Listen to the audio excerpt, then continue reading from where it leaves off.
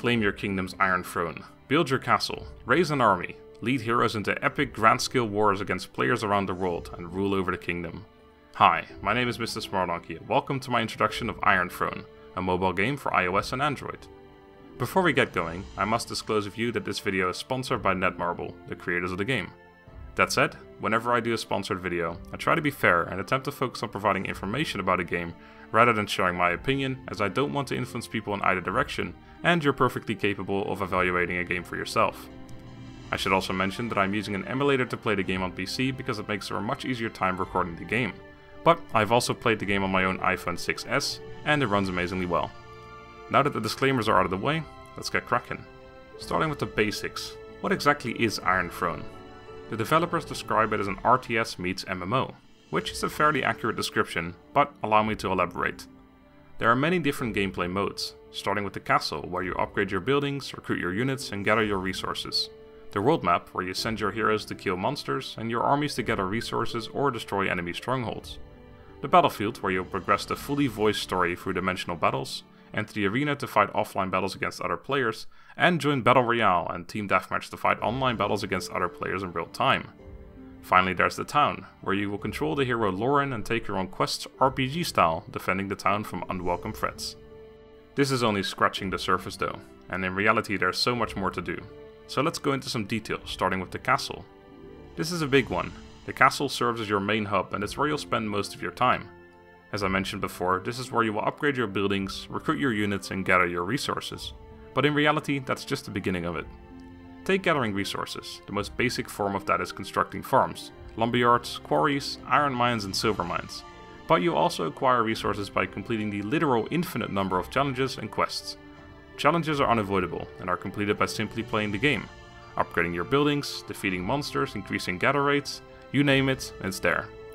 Quests aren't much more difficult. They are done by clicking a button to start the quest, and clicking a button to claim your rewards a few minutes later. There's also interactables on the map, which will provide you with resources once clicked on. Then there's the aforementioned battles, which will provide you with rewards, among which you will find the large stashes of resources too. Resources, resources, resources. Please help, I can't stop talking about resources.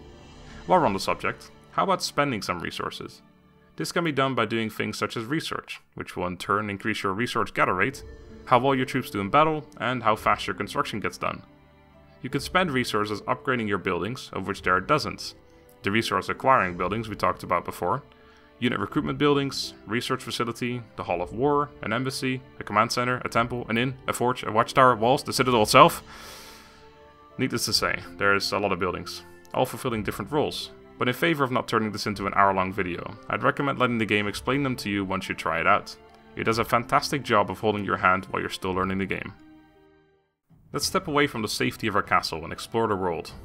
On the world map, you'll be able to hunt monsters for loot, such as buffs, experience, and even equipment for your heroes. Speaking of heroes, I suppose I should give a brief explanation as to how they work, as they'll be mentioned a few more times during this video. Heroes serve a multitude of roles. They can be assigned to managerial positions such as guard captain, treasurer, architect, and scholar, each giving different bonuses to your kingdom. They can also be used to lead armies on the world map, and they can be used as commanders in battle. Each hero can be equipped with several items, increasing their abilities in different ways. When you first start the game, only a few heroes will be available to recruit, but as you play more, you will unlock more and more heroes, each unique in their own way.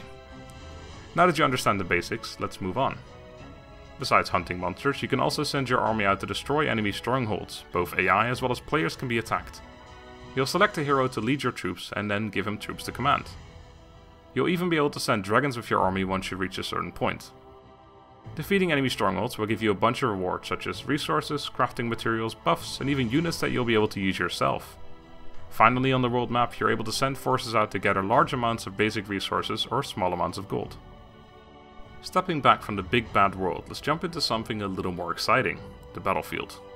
Starting with story mode, which is divided into chapters, each consisting of a number of scenarios. Each scenario only lasts a couple of minutes, including setup, and gives you a handful of rewards such as resources, hero experience, and materials used for crafting. Once you complete a full chapter, you will get a larger reward, such as items and gold. You will also be able to redo a chapter on challenge mode, a harder difficulty that gives different rewards.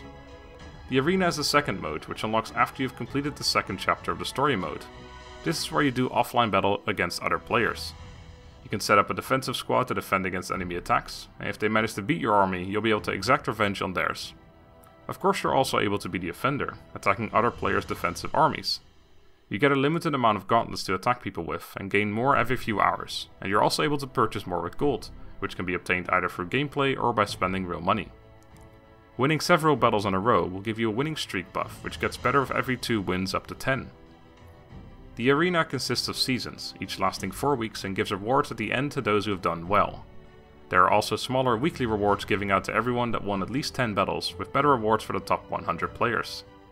Finally, there's the Battle Royale and Team Deathmatch multiplayer modes, with Battle Royale being a 20-man free-for-all and Team Deathmatch being a 20v20, but I won't go into detail on these modes now, as I'm planning on doing a video dedicated to multiplayer in the future. All this talk about battles, and I haven't even explained how battles work. In reality, they're quite simple. You start by selecting a hero to lead your troops in battle, and then decide which troops you want to bring with you. You can bring a total of 10 units made up of 4 categories: melee infantry, archers, cavalry, and artillery. If you're happy with your setup, you can start the battle, which will bring you to the deployment screen where you can deploy your units in any formation you'd like. Once you've confirmed your formation, the battle will begin.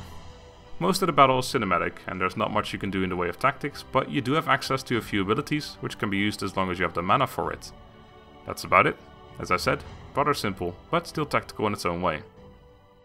If the grander scale battles are a bit too much for you, you might enjoy the town. This part of the game is unlike any other. This is where you essentially play a fully voiced RPG controlling the hero Lauren. You will go on quests around town, which will give you rewards in the way of resources, experience, gold, and more. Most quests only take a few minutes to complete and are usually not particularly difficult, but it still gives you something to do while your buildings are being constructed. There's the generic daily quest that can be completed for extra rewards, which give a variety of buffs to your kingdom for the day. There's guide quests, which are simply some dialogue where you get told some things about the world, and as a reward you get some gold. Finally, there's the epic quests, where you follow a storyline with loads of rewards along the way, including some of the heroes. If you just like exploring, there's also chests lying around town that you can open to get some of that sweet loot. That's gonna do it for the introduction to Iron Throne. I hope you've been adequately informed on the game. I think I've covered all the basics, and while there's a lot more to talk about, I would recommend trying the game out to experience everything for yourself. On that note, if you're interested in playing the game, you will find the link for both the Apple as well as the Android store in the description. I want to thank Netmarble for sponsoring this video and putting food on my table, and I want to thank you for watching. I hope you've enjoyed, have a good day, and goodbye.